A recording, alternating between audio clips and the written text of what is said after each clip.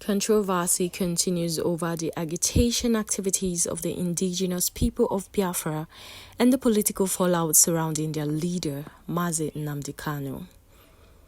A sharp response has emerged following Senator Orji Uzor Kalu's recent interview on Channels TV, where he alleged that over 30,000 people died due to Kanu's activism.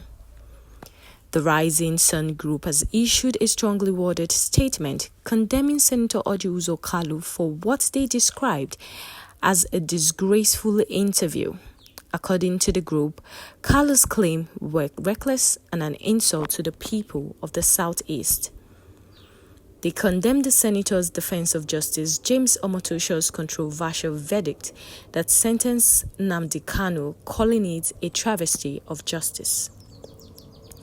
The statement accused Senator Kalu of using Kanu's legal struggle to push political interests and betray the Igbo people. The Rising Sun Group also challenged Kalu's comparison of his own trial for financial fraud to Kanu's, highlighting the difference between Kalu's conviction and the political nature of Kanu's case. They called on Senator Kalu to stop embarrassing himself and warned him and other perceived Igbo traitors against politicizing Kanu's ordeal.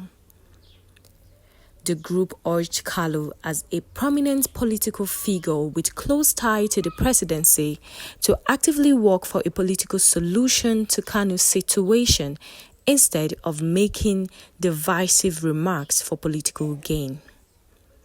In closing, the Rising Group questioned Senator Kalu's claim about the death linked to Kanu's agitation, pointing to the killing of IPOB members by security forces as the real source of loss of lives in the region.